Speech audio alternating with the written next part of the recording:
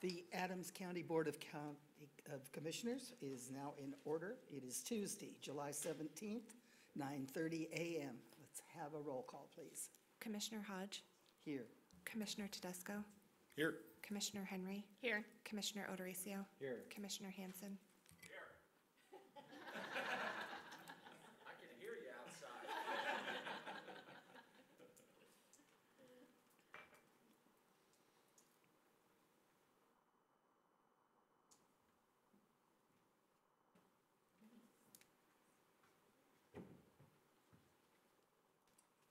Please join me for the pledge. I pledge allegiance to the flag of the United States of America and to the republic for which it stands, one nation, under God, indivisible, with liberty and justice for all. I would entertain a motion to approve the agenda. So moved. Second. Commissioner Henry, Yes. Commissioner Odoracio, Yes. Commissioner Hanson, Aye. Commissioner Tedesco, Yes. Commissioner Hodge. Aye. I see no awards and presentations. Do we have anyone signed up for public comment? We do not. Okay. Any commissioner comment? Seeing none, I would entertain a motion to approve the consent calendar. So moved.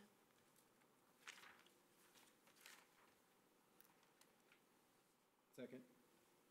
Commissioner Henry, Yes. Commissioner Odoracio, Yes. Commissioner Hanson, Aye. Commissioner Tedesco, Yes. Commissioner Hodge. Aye. New business, Mr. Gonzalez. Good morning, Commissioners. The first and only item before you is a resolution approving Amendment 1 to the agreement between Adams County and WL Contractors, Inc. to provide traffic signal maintenance and emergency repair services. And Brian Staley with our Public Works Department will be presenting this item. Good morning, and Good morning. thanks for taking some time for traffic signals. So I'm making a recommendation, or we're making a recommendation to approve the first extension to the contract with WL Contractors Incorporated. We've been working with them for the past year. They've been doing a good job for us, and they've been a great partner in our 24-hour on-call service as well as preventative maintenance. The amount of the extension is not to exceed $125,000. The budget for this line item is $150,000 for the year. This is a map of the disposition of our traffic signal network. We have 36 regular signalized intersections, 11 pedestrian signals, and 2 fire signals. We also have 3 signals programmed for deployments in the near future. And then the reason that we contract out this service, we have a team of 6 traffic service technicians. We don't run a 24-hour service, though we do have 1 representative on call to handle issues as they come up. So WL Contractors, if we have a cabinet knocked over in the middle of the night, they have a team in place to deploy for emergency service. They also have licensed electricians and traffic signal maintenance providers that we don't necessarily have licensed in-house. Can I answer any questions for you about this contract? Any questions? Commissioner Odoracio.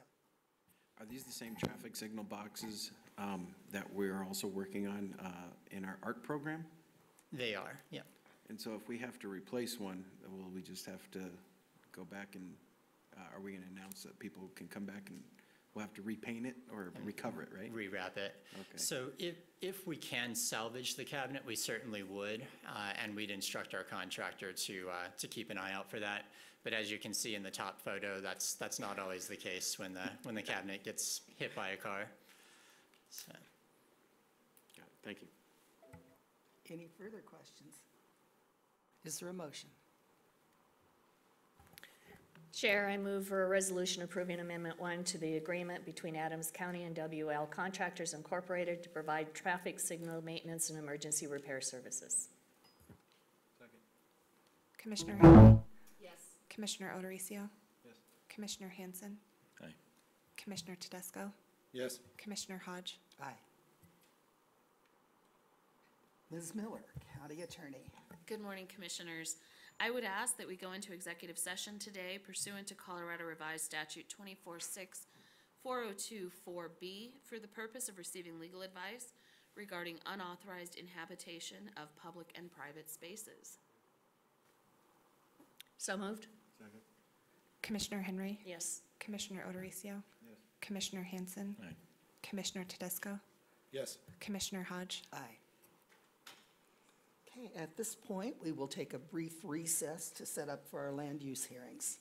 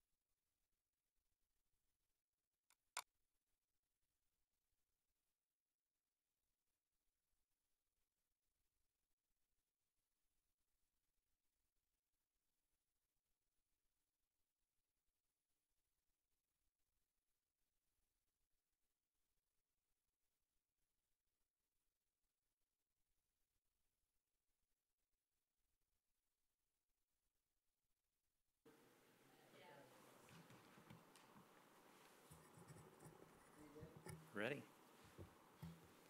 Okay, we are now in land use hearings. Mr. Barnes. Good morning, Commissioners. The first land use case before you is not the right one. My apologies. Comanche Vista Estates. This case is located near the intersection of 38th Avenue and Harvest Road, and this application was filed by Mr. Kenneth Newby for a final plat for a minor subdivision. This final plat would just create one lot, and it would be located on 5 acres. So as I mentioned, this is the parcel here. It's located near the intersection of 38th Avenue and Headlight Road. It's located to the north and east of Strasburg and to the east of Bennett. And the property is zoned PUD. It's part of the Comanche Vista Estates PUD, and it's surrounded largely by agriculturally zoned properties. Most of them are A3, but there are some A1 properties located directly to the west of the site. A little information about the Comanche Vista Estates PUD. So the PUD itself was approved in 2003 for 307 acres of land, and of those 307 acres, 217 acres were established within a conservation easement. And that conservation easement is outlined on the corresponding map in green. There were 18 single-family lots that were approved as part of this PUD, and there are a total of 5 filings to create those 18 lots. Filings 1, 2, and 4, which are orange, red, and blue on this map, have already been established and approved. They were approved between 2003 and 2007. To the north is filing 3, You may remember last year, this preliminary plat was approved for 5 lots. A final plat has not been filed yet with the county. And then filing 5 is off here on the southern side of the PUD, and it's the subject case before you today. The Adams County Comprehensive Plan has designated parks and open space for this parcel. This designation was likely assigned because this 5-acre lot that would be created shares the parcel with a 217-acre conservation easement. The remaining filings of the Comanche Vista Estates subdivision are designated estate residential, which is what you would see here, residential use on a lot greater than 2 acres. The Adams County Development Standards list specific criteria for reviewing a minor subdivision final plat. That includes consistency with the subdivision design standards and the sketch plan, whether there's adequate water, sewer, drainage, and infrastructure for the property, if any soil or topographical issues would prevent development, if the request is consistent with the comprehensive plan and the development standards, if the request conforms to the zone district standards, and if it's compatible and harmonious to the surrounding area. So this is a plat that has been submitted. As you can see, this lot is 467 feet by 467 feet. It's a perfect square, and it's located just north of East 38th Avenue. The property is 5 acres in size, which conforms to the minimum size of the PUD, and the boundaries match exactly what was approved on the PUD in 2003. There's been no change. Water, sewer, and electric service can be applied for through the Colorado Division of Water Resources, Tri-County Health, and IREA. This is the site. As you can see, it's currently farmed, surrounded by other farmlands. This is looking to the west. Off in the distance, you might be able to see some development along Headlight Road. This is looking to the east along 38th Avenue from the site. And just to help you gauge what Comanche Vista Estates looks like, these are some of the filings that have already been established. They're all single-family homes, but there's a variety of architectural types. All of these lots are 5 acres. During the referral period, we notified all property owners and occupants within 2,000 feet. We sent 46 notices in all. We did not receive any comments. We also received letters with no major concerns from several referral agencies. So in summary, staff determined that this request is compliant with the development and subdivision design standards. It's consistent with the PUD that was approved in 2003. It's compatible with the area, and all of the infrastructure and services are going to be provided.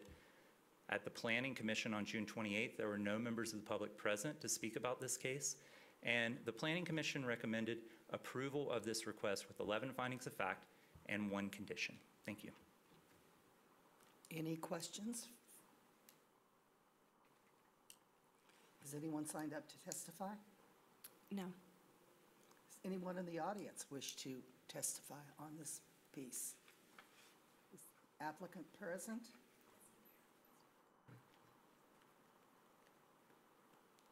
You don't Yes. have to, you just can if you want. Oh, okay. No, I don't think we have anything further to add. I'm representing the owner, Kenneth Newby, if there's any questions. Any questions for her? Thank you. Is there a motion? Madam Chair, I move for the approval of PLT 2017-19 Comanche Vista Estates, filing 5 with 11 findings of fact and 1 condition. Is there a second? Second. Commissioner O'Dorisio? Yes. Commissioner Hanson? Aye. Commissioner Tedesco? Yes. Commissioner Henry? Yes. Commissioner Hodge? Aye. Okay.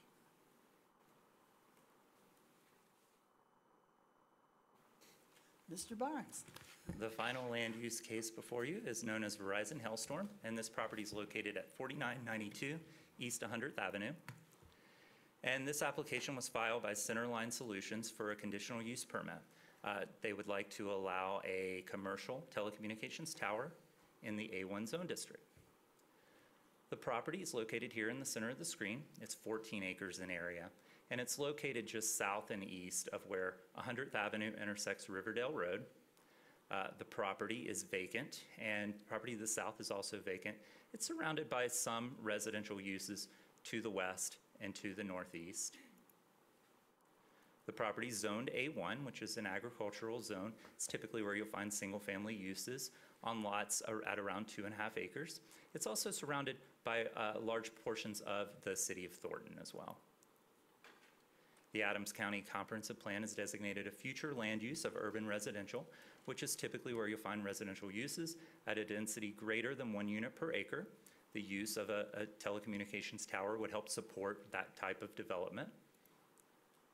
The criteria for approving a conditional use permit includes whether the use is acceptable in the zone district, if the request is consistent with the regulations and complies with the actual performance standards, if the request is harmonious and compatible with the general area, if all the off-site impacts have been addressed, and if the site itself is suitable for the use, if the site plan has adequate space to support the use, and that there are services available to support the use as well.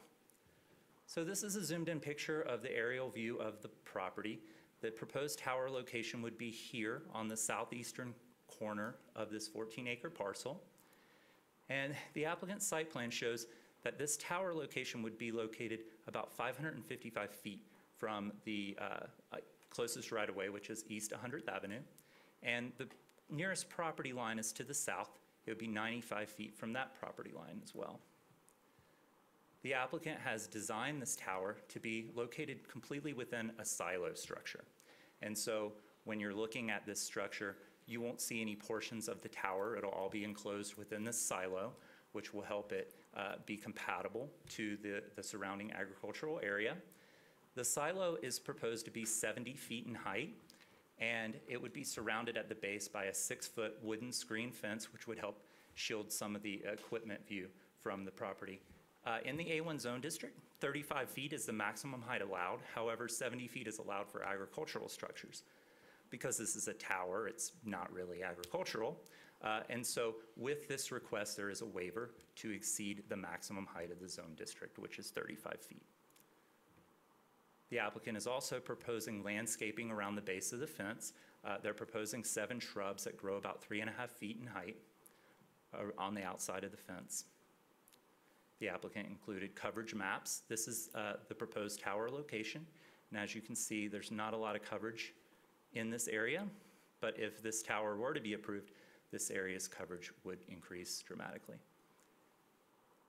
This is the site from looking sort of at the access point on 100th Avenue to the tower. The tower location would be off here in the distance where I'm pointing with the mouse. And this is looking sort of to the south and west over the expanse of the whole 14-acre parcel.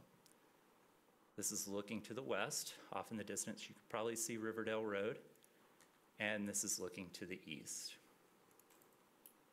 During the referral period, we notified all property owners and occupants within 750 feet. We sent 923 notices on this request. We did not receive any public comments. In addition, we received letters of no concern from multiple referral agencies. And so staff has summarized that this request is consistent with the regulations. It complies with the performance standards for the use. The design makes it compatible with the general area, and all off-site impacts have been addressed. The Planning Commission heard this case on June 28th. There was one member of the public present. He was concerned when the access would go in with drainage there along East 100th Avenue. Staff spoke to the member of the public who was present and explained that an access permit would have to be obtained and a culvert would be put in to prevent that flooding. In addition, the Planning Commission asked if it was necessary for trees to be installed to help screen the property. Staff indicated that during the review, we felt that the distance, 555 feet from the right-of-way, was acceptable, and the design of the tower being a silo prevented the need for additional landscaping. So the Planning Commission recommended approval of this request with 8 findings of fact, 1 condition precedent, 6 conditions, and 1 note. Thank you. Any questions? Commissioner Henry. I know you know this one, but notices sent, were they sent just to property owners or property owners and residents? They were sent to property owners and residents. Thank you. Any further comment or question? Is anyone signed up to speak to this? No. Is the applicant, do you have any need to talk to us? You certainly don't have to. You're allowed to. No, thank you. I have nothing further to add unless you have any questions. Okay, any questions for the applicant? I guess you're off. Thank you. Is there a motion? Madam Chair, Commissioner, move for the approval of RCU 2017-42 Verizon Hailstorm of the conditional use permit upon 8 findings of fact, 1 condition precedent, 6 conditions, and 1 note. is there a second?